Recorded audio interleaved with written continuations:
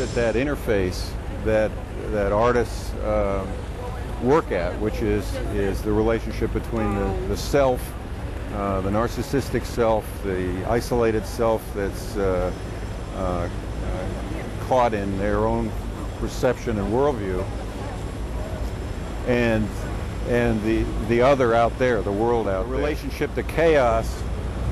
Obviously, the event that produced this particular wall was an event of an order, physical order collapsing.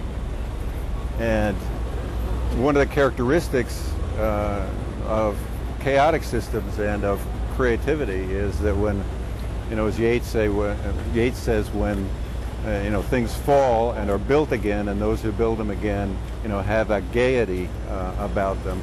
Even when they're building something that's tragic or sorrowful, that out of a collapse comes an urge, which I think is very we are as human beings, to make an order, and there's a kind of vitality in that order, and you're seeing sort of the first elements. The names are on it; they're sort of buried in here, and I think the impression of the wall as a whole is of a curious intersection between the particularity of the individual, the identity of the individuals, and the anonymity that's in effect caused by the sheer mass of the information, visual information that you've got. And I think that intersection between anonymity and identity, goes back very far.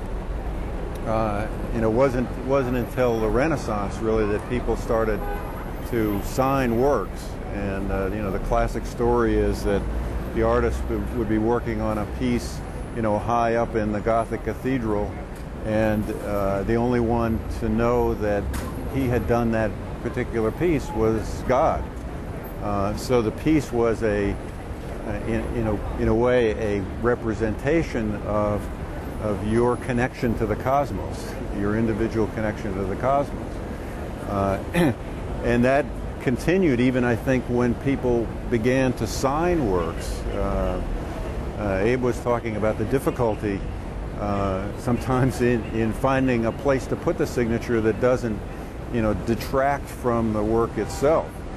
And I think with graffiti, the interesting thing often is that the signature, or the mask of the signature, the false name, becomes so distorted or buried in the graphic tensions in the piece itself that it becomes in effect anonymous. So they're working at that, finding that line between the anonymity and the identity from the other side, starting from the self side, the narcissistic side, to the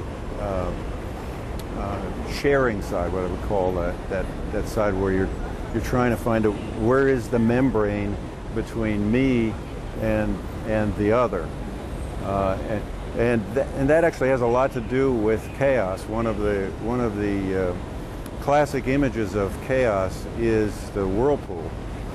And if you think of a whirlpool in a fast-moving stream, it has an identity, but its identity is really caused by what's flowing through it all the time, and its edges are an edge of flowing. So is it the stream, or is it something separate from the stream? Obviously, it's both.